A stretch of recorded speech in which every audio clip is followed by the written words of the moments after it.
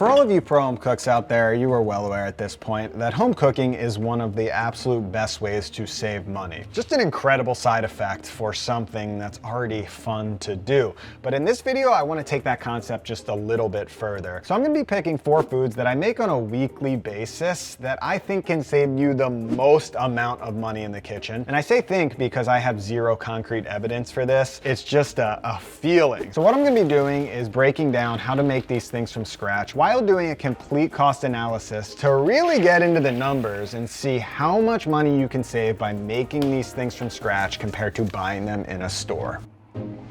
So first up is the most magical transformation from raw ingredients to final product, which is, can you guess? Oh yeah, sourdough bread. This baby still needs some time to get a little darker, as you can see. Now for many years, I thought you needed fancy equipment and a full-on baking degree to make sourdough bread at home, but with some basic gear and 3 ingredients, you can be banging out artisanal loaves in your very own kitchen. And after all of my years of making sourdough bread at home, I've never done a simple cost analysis to see how much money you actually save if you make it at home versus buying it in a bakery. So let's get after it. So what I have right here is a 5-pound bag or 2.3 kilogram bag of organic white bread flour from King Arthur, which is one of the most popular milling companies in the US. And I know there's inflation right now, so the prices are constantly changing, but the going rate for a bag of flour like this is between $7 or $8, at least in the US. And if you want to do non-organic, well, you're going to shave off probably $3. So I'm going to make as many loaves as possible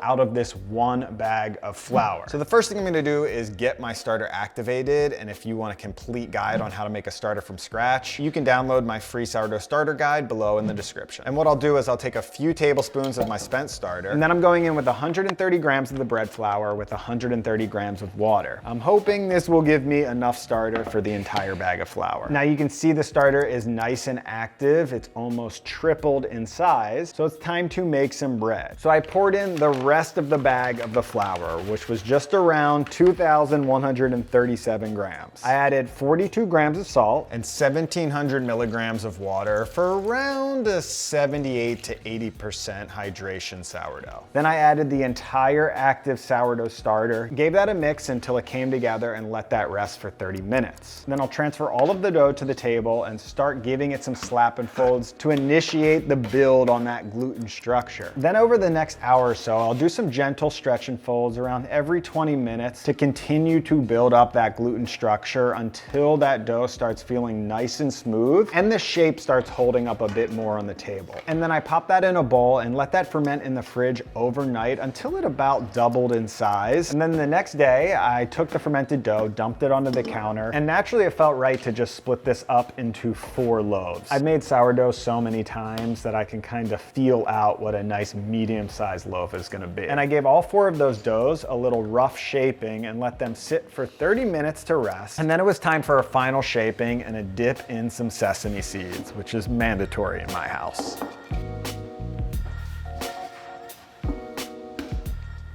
So I pretty much use every banneton I had in the house, plus a regular bowl with a towel in it, because I rarely make 4 loaves at a time. And I covered those with a damp towel and let those proof again in the fridge overnight. So this was a 3-day fermented sourdough. So the next day I took those out of the fridge, popped them on some parchment paper, dusted them off a little bit, gave them a score, got them in the oven baking at 475 degrees with the lid on for 20 minutes, and then with the lid off for another 25 minutes. And boom, a hot potato, that's for sure. Oh God, paper ripping apart. Use a towel to hold this. Oh, yes. It's like a baby in a bundle right here, wow. The crunch, the crunch. Nice hollowness. That's pretty perfect loaf of sourdough. And the cost breakdown is pretty simple for this one. So it was around $8 or $9 for a bag of organic white flour and got 4 loaves out of it. So $2.25 a loaf. That's incredible. Now I've been to dozens of bakeries over the years, and a sourdough loaf, like an artisanal loaf of this caliber, minimum $5, but that's pretty cheap. Yesterday I went to my local bakery just to compare for this video, and it cost $9 for a loaf. So that's around 2 to 5 times cheaper to make at home. Of course, there's time involved, but if you love it, you just cancel that out. And there's some basic upfront equipment costs, but you can see how quickly those savings can start piling in if you're really cranking out sourdough at home. So before we get into the next money saver, I want to tell you about another money saver, which is the sponsor of today's video, Thrive Market, which is an online membership-based grocery store that I've been using to stock up on my pantry items for many years now. Now, one of the easiest ways to see instant savings in the kitchen is just to rely more on your pantry items. And at Thrive, you can find thousands of the best-selling organic foods and natural products below retail prices. Not only do they sell super high-quality pantry items, but you can find eco-friendly cleaning supplies as well as non-toxic personal care items, which is great. It's just nice to be able to shop for all of those items all at once. And to me, one of the most important factors of Thrive Market is their commitment to sustainable shipping methods. They keep all of their shipments on the ground, pack as many items as they can safely into one box, and all of their packaging, including the tape, is 100% recyclable. So I can pretty much compost all of their shipping materials, which is a huge bonus. So if you're interested in joining Thrive Market, they have a monthly membership at $12 a month or a yearly membership, which comes out to $5 a month. And you can click the link below in my description or go to thrivemarket.com/prohomecooks for 30% off your first order and a $60 gift when you join Thrive Market today. And now that our pantry is fully stocked, well, we can really start saving some money with this next item. So the next thing we're gonna be making are sprouts, which is another magical food transformation because we're taking just some basic pantry items, some beans or some seeds, and we're making them grow in our kitchen and get more nutritious and most impressively increase in value by a lot. The question is how much? That's what we're trying to figure out today. But first, let's make some sprouts. So I'm gonna be using some lentils, one of my favorite things to sprout because they're tasty and they tend to just work out great. Very high success sprouting rate with lentils. Now I can tell you right now, you can make sprouts without any equipment, like you see right here, just in a deli container. It's as easy as that, but if you want 100% success rate or a very high success rate, I do suggest buying a sprouter like one of these. Right here we have a glass one with just a mesh lid, so you can easily drain out the liquid, which is a solid option, but what I found is the best option is this thing right here. This is a 3-piece sprouter. You've got a plastic bottom with a plastic mesh rack in the middle, and then a plastic top which will catch the condensation to regulate the humidity levels. Now the first thing I'm gonna do is soak the lentils. I am using 100 grams of lentils for this cost experiment, and I will soak those overnight in water. You always need to hydrate whatever you're sprouting completely, and then the next day you drain that off. And then once that water's drained, I'll evenly scatter them on that mesh rack to give them some nice airflow, and I'll just pop that in front of the window. Sprouts really like a temperature between 70 and 80 degrees, so this is gonna be the warmest spot in the kitchen, and you can see 3 days later, this was the entire weekend, we already have growth on our lentils. And you can use sprouts at any point. I mean, you can use dried lentils, so clearly you can use them now, but I'm gonna go a few days longer just to get a little more growth in these sprouts. And this is what they look like after 7 days of growth. You can see each sprouted lentil's around a ½ inch to an inch long. And these are fantastic to just throw in a salad, to throw in a soup, sprinkle over an avocado toast, or just honestly, they're so good raw. It's a great way to just keep a little bit of freshness in your life, especially in the winter months when you can't grow anything outside. But the real question is, what is the cost breakdown? So that bag of lentils was $3.19. I used 100 grams of those lentils, which was 79 cents total. Now here's a pretty standard 4-ounce or 113 gram little package of sprouts from the supermarket, which cost me $3, which I would say is pretty standard to maybe on the low side. I've definitely gotten sprouts that cost more depending on the quality and the type of sprout, but we'll just go with this as a comparison. So that original cost of 79 cents turning into 11 ounces of sprouted lentils, that is 7 cents per ounce. So basically 28 cents for this 4-ounce thing versus $3 for a 4-ounce thing. And I think these are better than these. These are dill and alfalfa sprouts.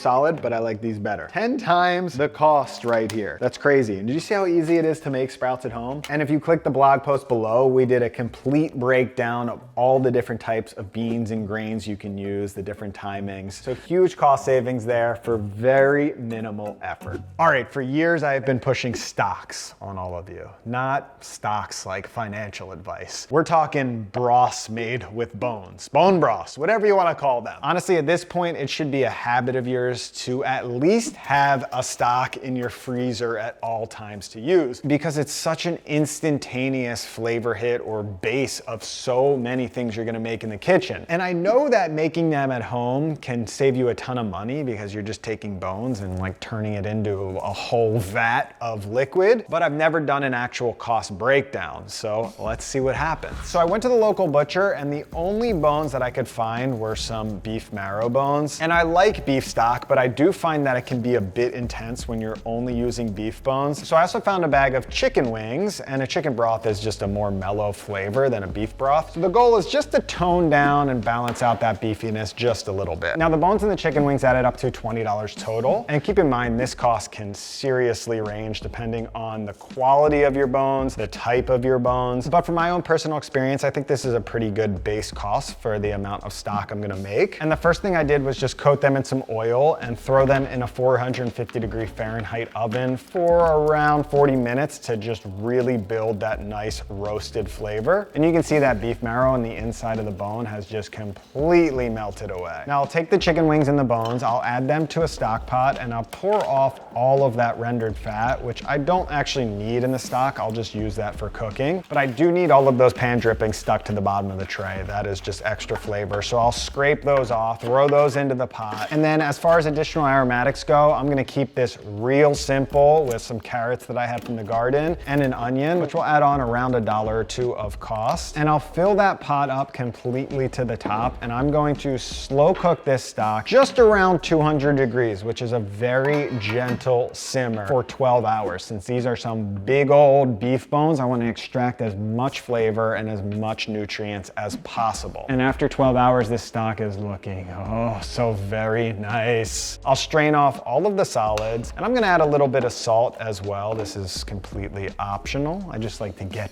things started a little bit. And when that cooled down, I could put it in some containers, and this was my final yield. Basically, I filled up 7 of these 32-ounce containers. Now, as far as price breakdown goes, it is impossible to get even a close range on store-bought stock. You can find some carton stuff as low as $3, $4, $5, but this is some quality stock. Totally different game than the carton stuff. So from my experience, if you go into a nice butcher and they're selling one of these containers, it's gonna be $8, $9, $10. As you can see here, you can find it all the way up to $17 for 32 ounces. So one of these containers at 32 ounces cost me just over $3 to make at home. And again, with the store-bought stuff, on the low side, you can get a container for $3, so you're not saving much money. But a good quality broth, again, at least starting at $7, $8, all the way up to $17. So you're looking at anything from the same price to 5 times cheaper if made at home for a really high quality stock, which this is, as you can see from the process and the taste. It's incredible. So I guess in closing, just make some homemade stock. It's easy, it will definitely save you money. All right, so this one was completely unplanned. It's a bit of a wild card. I don't know exactly if we're gonna be saving money here, but I was at the butcher. I think because I was completely surrounded by beef, my mind was just thinking beef jerky. There's gotta be some potential savings there. So I saw a nice piece of bottom round. I bought 3 pounds of that at $9.99 a pound, so just about 30 bucks for this hunk of beef. And to prepare the beef jerky, it's pretty simple. I just slice that up into about 1/4-inch pieces, going against the grain so you get a nice tender final product. And then rather than seasoning all these strips individually, I made a really quick marinade of some soy sauce, some apple cider vinegar, a little bit of honey, some grated ginger, grated garlic, and a whole bunch of salt and pepper. first. Gave that a mix. Poured that over all of the beef strips, made sure everything was nice and coated, and then just started laying the strips right on the dehydrator racks, making sure to not overlap anything. And I threw these in the dehydrator super low and slow, 140 degrees, and I'm letting these dehydrate overnight because those pieces of beef are pretty thick. All right, this is actually about 12 hours later.